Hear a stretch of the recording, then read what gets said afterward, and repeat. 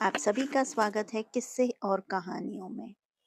आज की कहानी रामायण के बालकांड अध्याय की है, जिसका शीर्षक है अयोध्या में तैयारियां।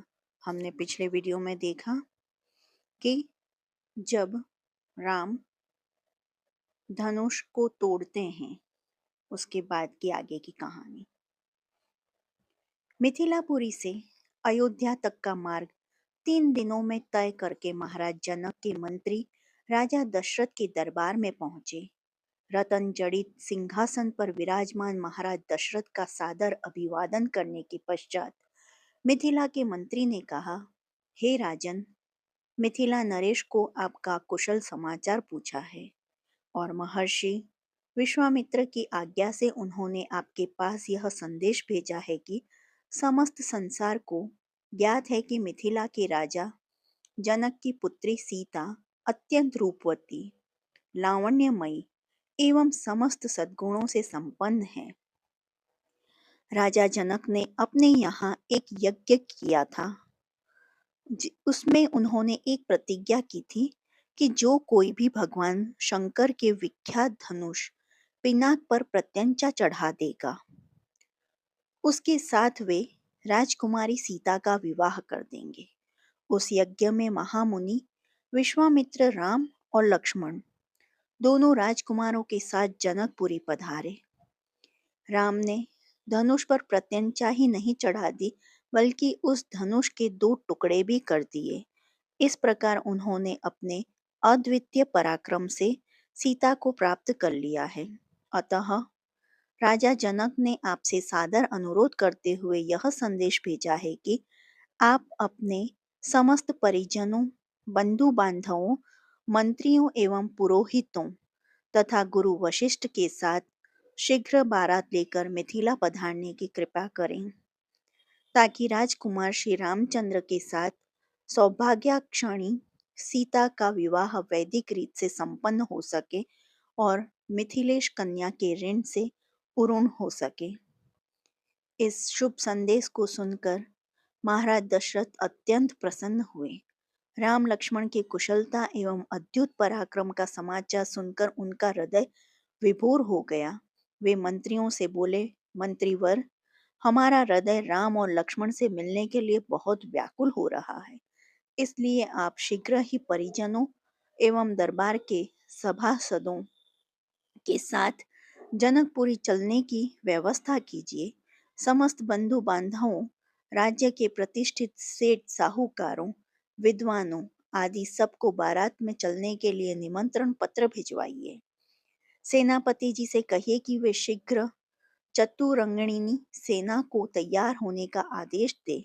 यदि संभव हो तो ऐसी व्यवस्था कीजिए कि हम सब लोग कल ही प्रस्थान कर सकें, क्योंकि हमारे समधी मिथिला नरेश ने हमसे बहुत शीघ्र मिथिलापुरी पहुंचने का आग्रह किया है। साथ ही परम पूज्य राजगुरु वशिष्ठ जी, वामदेव, जाबाली, कश्यप, मार्कंडे, महर्षि कात्यायन आदि ऋषि मुनियों से भी यह प्रार्थना करें कि वे कल प्रातःकाल ही हम लोगों के चलने से पहले ही जनकपुरी के लिए प्रस्थान कर जाएं। इस बीच में हम तीनों महारानियों को यह शुभ समाचार देने के लिए जाते हैं।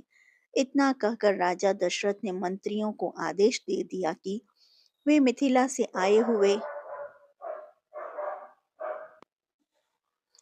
अतिथियों का उचित सत्कार करें और उनके खाने पान, ठहरने आदि का समुचित प्रबंध करें।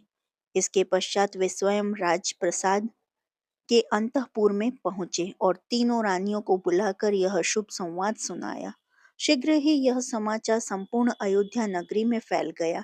घर घर में मंगल गान होने लगे, नृत्य संगीत का आयोजन होने लगा। महाराज की आज्ञा पाकर मंत्रीगण तथा भृत्यगण विवाह की तैयारियों में जुट गए। जन जन के मन में अद्भुत उत्साह था। ऐसा प्रतीत होता था जैसे प्रत्येक व्यक्ति के भीतर विद्युत का संचार हो गया है। सभी लोग अभूतपूर्व द्रुत गति से समस्त कार्यों का संपन्न कर रहे हैं। अर्धरात्रि होते होते चलने की सारी तैयारियां पूर्ण हो गईं और दूसरे दिन बल दल के साथ राजा दशरथ रवाना हो गए। 4 दिनों तक चलने के पश्चात बारात मिथिलापुरी पहुंची। यह ज्ञात होते ही कि अयोध्या नरेश ऋषि मुनियों, मंत्रियों, परिजनों एवं अपनी संपूर्ण मंडली के साथ नगर के निकट आ पहुंचे हैं। मिथिला नरेश जनक अपने मंत्रियों, पुरोहितों, मुनियों, विद्वानों आदि के साथ लेकर उनकी आगवानी के लिए नगर के मुख्य द्वार पर जा पहुंचे। उन्होंने बड़े आदर के साथ राजा दशरथ की अभ्यर्थना करते हुए कहा, हे नृपश्रेष्ठ, आपके दर्शन के करके मैं कृतज्ञ हुआ और आपके पदार्पण करने से जनकपुरी की भूमि धन्य हुई। आपने सीता को अपनी कुलवधू के रूप में स्वीकार करके मेरे वंश को सम्मानित किया है। यह मेरा अहोभाग्य है कि आज मिथिलापुरी में महर्षि वशिष्ठ, वामदेव, मार्कंडेय एवं कात्यायन जैसे परम तपस्वी महात्माओं के चरण पड़े हैं। मैं नहीं समझ पा रहा हूँ कि इस असाधारण सम्मान को पाकर किस प्रकार अपने भाग्य की सराहना करूं।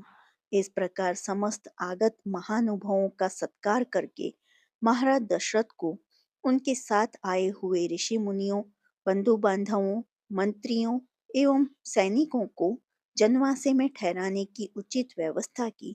जनवासे में राजा दशरथ बहुत देर तक मुनि विश्वामित्र और अपने दोनों पुत्रों के साथ बैठे हुए उनके कृत्यों और पराक्रम का विवरण सुनते रहे। इस विवरण को सुनकर कभी वे आनंद से रोमांचित हो जाते, तो कभी आश्चर्य से दांतों तले उंगली दबाने लगते और कभी प्रशंसा से अपने राजकुमारों की पीठ थपथपाने लगते। बातचीत करने के पश्चात भोजन आदि के निवृत्त होकर वे विश्राम करने चले गए।